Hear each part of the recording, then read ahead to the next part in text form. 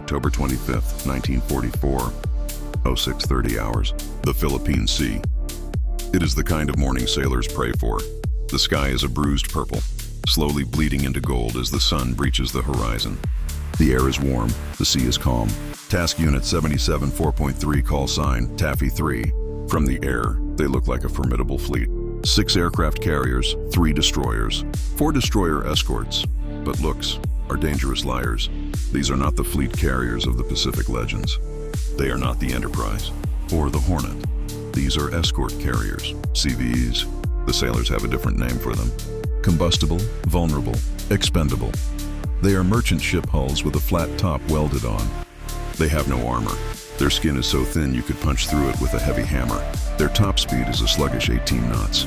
They are built for one thing only: to hunt submarines and provide air support for the troops on the beaches of Leyte. The mood on the ships is relaxed. The men are eating powdered eggs and drinking Navy coffee. They believe the war is happening somewhere else.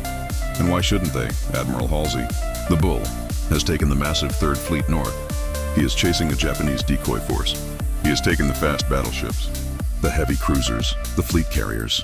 He has left the back door of the Leyte Gulf completely unguarded. And Taffy 3 is sitting right on the threshold. Rear Admiral Clifton Sprague is a calm man, methodical. He expects a quiet day of launching planes to bomb trucks on the island. But at 06:45, a lookout reports something strange. Anti-aircraft fire on the horizon to the northwest. Sprague frowns. He thinks it must be Halsey's fleet coming back. He radios for identification. Silence. Then, a voice breaks through the static. It is a pilot on morning patrol. Ensign Bill Brooks. His voice is high. Tight. Enemy surface force! Battleships, cruisers! Destroyers! Sprague radios back, calm but confused. Check your identification, it must be our guys. The pilot screams back.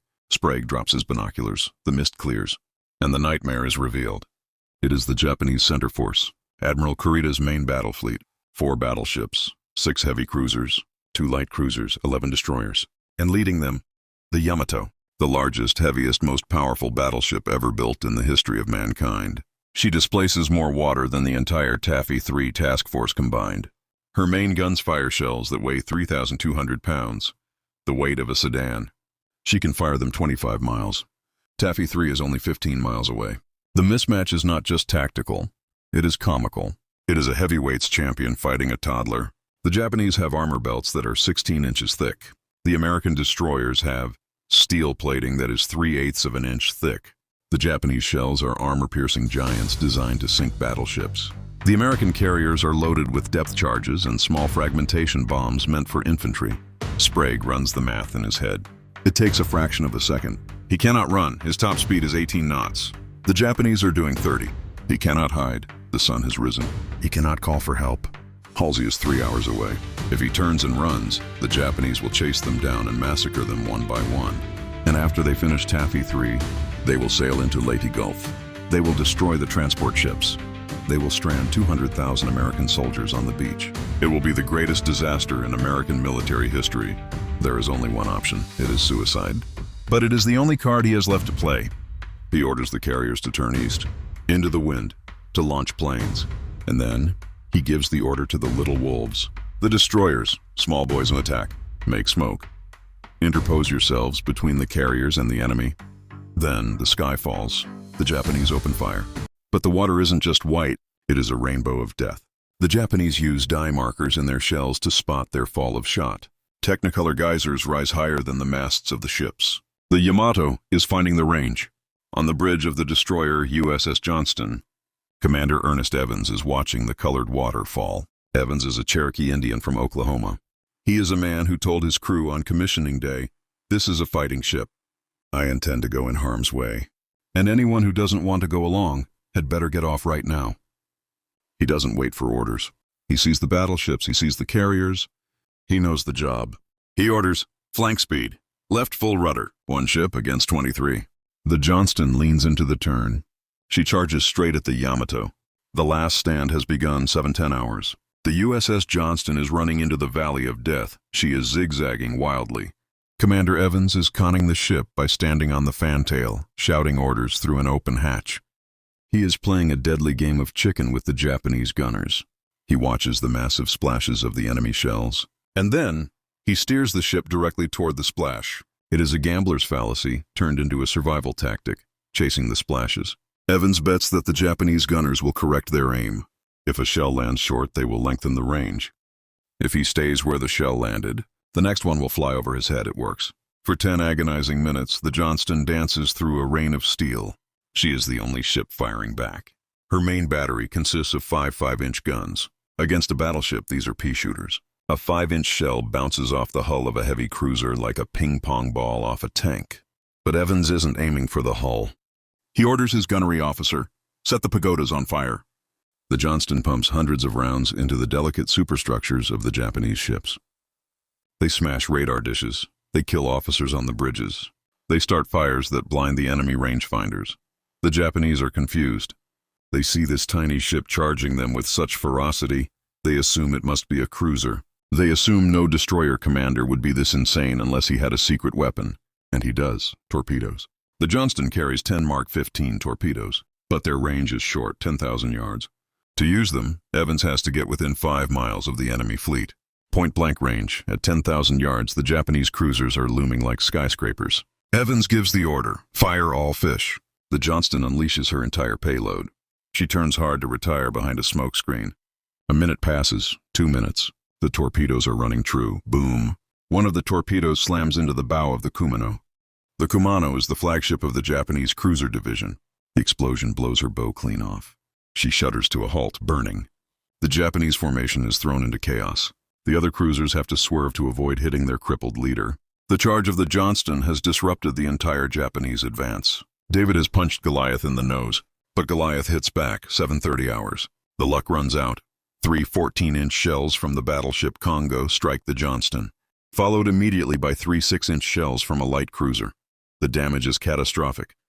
The shells tear through the thin skin of the destroyer like paper. They smash into the engine room. The speed drops from 30 knots to 17. The steering gear is destroyed. The gyro compass is dead. The aft gun turrets are knocked out. On the bridge, the scene is horrific. Commander Evans is hit. Shrapnel has torn through his hand. 2 of his fingers are missing. His shirt has been blown off his back. His chest and face are riddled with flash burns. Most men would fall. Most men would call for a medic. Ernest Evans wraps a handkerchief around his mangled hand. He realizes the bridge is useless. He climbs down the ladders. He walks to the fantail, the very back of the ship, where the emergency steering wheel is located. He shouts orders down the hatch to the men turning the rudder by hand. "We are not done yet." "More ammo! Give me more ammo!" Wait 30 hours. The small boys have bought time with their lives. But the bill has come due. The USS Whole is the first to fall. She has been trapped by the battleships Congo and Yamato. She is boxed in. She takes over 40 direct hits. Her guns are silent. Her engines are dead. She is listing heavily to port, her deck awash with blood and oil. But her captain, Commander Leon Kintberger, refuses to strike his colors. She sinks with her flag flying. 252 men go down with her. Then, the Sammy B, the destroyer escort that fought like a battleship. She has fired every shell in her magazine, including the star shells meant for illumination. She has nothing left to throw at the enemy but defiance. At 09 Daughter, 3 14-inch shells from the battleship Congo strike her waterline. The impact breaks her back. A hole 40 feet long opens in her hull. The sea rushes in. Captain Copeland gives the order to abandon ship. As the men float in the water, they watch their tiny ship slide beneath the waves. One sailor floating on a raft raises a fist. They don't cheer. They just watch in reverence. They know they have done the impossible. And finally, the Johnston. Commander Evans is still on the fantail. He is bleeding to death. The ship has no power, no comms, no ammo. She is a sitting duck. A Japanese destroyer squadron closes in to finish her off. They circle her like sharks. They pour fire into the burning hulk. 9:45 hours, Evans gives the final order. Abandon ship. The men scramble over the sides. But Evans does not join them. The last anyone sees of Commander Ernest Evans, he is still on the fantail, shouting orders to the non-existent engine room. As the Johnston slips beneath the waves, something extraordinary happens. The Japanese destroyer, Yuki Kazi, sails slowly past the survivors in the water. The American sailors brace themselves. They expect to be machine-gunned, but the machine guns remain silent.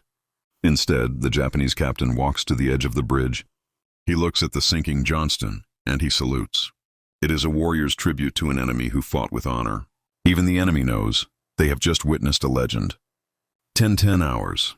The sacrifice of the small boys has bought enough time. On the bridge of the Yamato, Admiral Kurita makes his decision. He looks at the smoke. He looks at the confusion of his fleet. He looks at the ferocity of the American defense. He breaks. He believes he is walking into a trap. He believes Halsey's main fleet is just over the horizon. He gives the order, cease action, come north. Just miles away from the defenseless transports, just minutes away from total victory. The Japanese fleet turns around. They retreat. Sprague cannot believe his eyes. The miracle has happened. The tin can sailors have turned back the Imperial Navy, but the day is not over.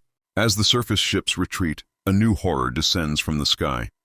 The Japanese have one final card to play, the Shikishima unit. This is the debut of a terrifying new tactic. The divine wind, the kamikaze. The pilots are not trying to return home. They are the weapon. 50 hours. A Zero crashes through the flight deck of the escort carrier, USS St. Lo. It penetrates the hangar deck. It detonates the torpedoes and bombs stored below. The St. Lo is gutted. She sinks in 30 minutes. She becomes the first major warship to be sunk by a kamikaze attack. The battle is finally over. The smoke clears over the Lady Gulf. Taffy 3 has lost 2 destroyers, 1 destroyer escort, and 2 carriers. Over 1,500 American sailors are dead or missing. But look at what they saved. The transports are untouched. The troops on the beach are safe. The liberation of the Philippines continues. Admiral Halsey later said, "In all the history of naval warfare, there is no more inspiring chapter than the battle off Samar." The wreck of the Johnston lies 21,000 feet deep. It is the deepest shipwreck ever discovered. Fitting, perhaps, that a ship with such deep courage should rest in the deepest part of the sea. They were the few who stood against the many, and they won. 12 hours, October 25th. The Japanese fleet has vanished over the horizon. The surviving American ships have limped away. And now, the silence descends. Over 1,000 survivors from the Johnston, the Hull, the Samuel B. Roberts, and the St. Lo are floating in the water. They are exhausted. They are covered in thick black fuel oil that burns their eyes and blinds them. Many are wounded, but they are hopeful. They believe the rescue ships are just over the horizon.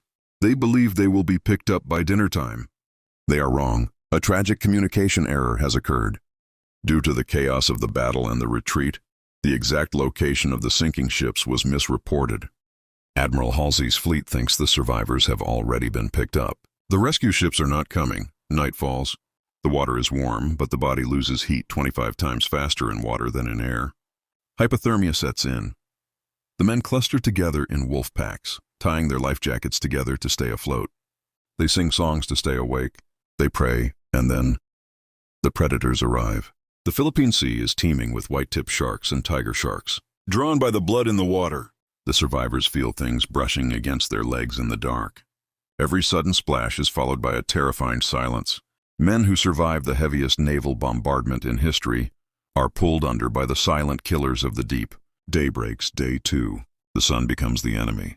Thirst becomes a torture. Delirium sets in. Men start to hallucinate. They see imaginary islands. They see ships that aren't there. Some men, driven mad by the salt and the thirst, untie themselves from the rafts. "I'm going to the corner store for a beer," one sailor says. He swims away into the empty ocean and never returns. For 50 hours they drift. It is an ordeal that breaks the strongest of wills. Captain Copeland of the Samuel B. Roberts floats with his men. He keeps talking to them, keeps them together. Hold on, just a little longer. Finally, on the 3rd day, a lookout on an LCI gunboat spots an oil slick. He follows it, and he finds them. The rescue is a moment of pure grace. Sailors weep as they are pulled onto the decks. They are given water blankets. But for Commander Ernest Evans, there is no rescue. He was never seen again after the Johnston went down. He remains on patrol. The aftermath of the battle reverberates through history. Commander Ernest Evans is awarded the Medal of Honor posthumously. He becomes the first Native American in the U.S. Navy to receive the nation's highest honor. His citation reads like a myth, fighting his ship against the entire Japanese fleet. The ships of Taffy 3, the Johnston, Hull, Samuel B. Roberts, are awarded the Presidential Unit Citation. But the greatest tribute comes not from medals, but from the enemy. After the war, Admiral Kurita was asked why he turned back. why he retreated when victory was in his grasp. He admitted he was shaken. He said he felt he was fighting fresh, aggressive forces. He didn't know he was fighting escort carriers and destroyers. The ferocity of the small boys had convinced him he was losing. The legacy of Taffy 3 lives on in the U.S. Navy today. At the Surface Navy Officer School in Newport, Rhode Island, every young officer learns about the battle off Samar. They learn about the dogfights. They learn about chasing the splashes. They learn that the size of the ship does not measure the fight in the dog. Author James Hornfisher called them the last stand of the tin can sailors. It was a moment where technology, armor, and tonnage didn't matter, where the outcome of the war hung on the decisions of a few men standing on burning decks. Men who looked at the impossible and charged on October 25, 1944. The U.S. Navy didn't just win a battle, it found its soul. They were the few who stood against the many, and they won. To fully understand the miracle of Samar, we must ask the question that haunted the U.S. Navy for decades. How? How was Taffy 3, a handful of tin cans and slow carriers, left to fight the entire Japanese Imperial Navy alone? The answer lies not with Admiral Sprague, but with the most famous admiral in the Pacific, Admiral William Bull Halsey, commander of the Third Fleet. Halsey is a fighter, a brawler. He has spent the entire war looking for the decisive Mahanian battle. He wants to destroy the Japanese carriers. The Japanese know this, so they dangle a piece of bait, a skeleton fleet of empty aircraft carriers sent north of the Philippines. Their only job is to be spotted. And Halsey takes the bait. On the night of October 24th, Halsey makes a fatal assumption. He believes the Japanese center force, the Yamato and her sisters, has been battered into retreat by air attacks. He signals Task Force 34 will be formed. Everyone listening thinks Task Force 34 is staying behind to guard the San Bernardino Strait, to guard the back door. But Halsey doesn't leave a single ship, not a destroyer, not a picket boat. He takes everything north. He leaves the gate to the Lady Gulf wide open, and Taffy 3 is sitting on the welcome mat when the distress calls from Taffy 3 start coming in. Enemy battleships firing on us. The high command is stunned. Admiral Nimitz, back in Pearl Harbor, cannot believe what he is reading. Where is Halsey? Where's the Third Fleet? Nimitz sends a message to Halsey. It is intended to be a sharp nudge. Where is Task Force 34? Repeat, where is Task Force 34? But in the world of encryption, padding text is added to the start and end of messages to confuse enemy code breakers. Usually, this nonsense text is easily deleted. But today, the fates intervene. The encryption officer adds a phrase he remembers from a poem. The world wonders. When Halsey receives the message, the separation between the real message and the padding is unclear. He reads, "Where is Task Force 34? The world wonders." Halsey takes it as a brutal insult, a sarcastic slap in the face from his boss. He flies into a rage. For an hour he sulks. He delays turning the fleet around. That delay, that hour of anger, costs lives off Samar. By the time Halsey finally turns his battleship south to help, the battle is already over. Taffy 3 has fought the war alone. But if Halsey made a mistake, Admiral Kurita made a blunder of historic proportions. Why did he turn back? Why did the commander of the most powerful surface fleet in history run away from a group of escort carriers? To understand, we must look at the man. Takeo Kurita is a broken man. 2 days earlier, his flagship, the Otago, was torpedoed by a U.S. submarine. He had to swim for his life in oil-choked waters. He has not slept in 3 days. He is physically exhausted and mentally shattered. When he sees Taffy 3, the fog of war descends. Because he has no reconnaissance planes, they were all sent to land bases. He is blind. He sees the smoke. He sees the aggressive zigzagging. He sees the volume of fire. His staff tells him it's the Third Fleet. It's the fast carriers. Psychologically, Kurita is already defeated. He believes he is sailing into a trap. Every minute he spends fighting these destroyers is a minute Halsey is getting closer. Ironically, Halsey is 300 miles away. Kurita chooses survival over victory. He orders the retreat to reorganize. It is the miraculous intervention of human error. The bravery of Taffy 3 didn't just sink ships. It broke the enemy's mind. For 75 years, the battle off Samar existed only in books and memories. The ships themselves lay hidden in the abyssal plain, lost in the deepest trench of the Pacific until 2019. A team aboard the research vessel Petrel sends a remotely operated vehicle, ROV, down past the Titanic depth, down past the Bismarck depth.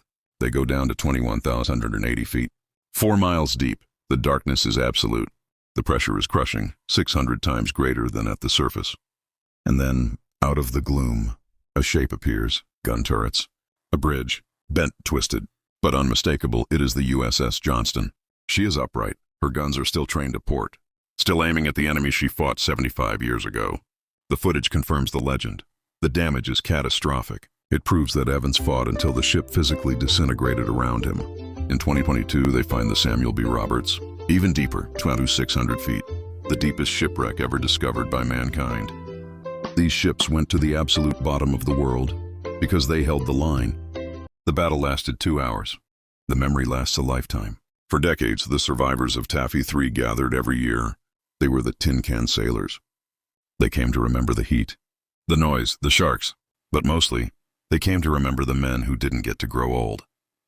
They are the last witnesses to a kind of warfare that will likely never happen again. A war where ships looked each other in the eye, where commanders stood on open bridges without radar or computers, making decisions that saved thousands of lives. They are the definition of the greatest generation. Not because they were fearless, but because they were terrified, and they turned their rudders left anyway. The Navy did not forget them. New ships were named after the heroes of Samar. The USS Evans, the USS Copeland, the USS Clifton Sprague. The names serve as a reminder to every new generation of sailors. That technology is useful, armor is helpful, but the ultimate weapon is the human spirit.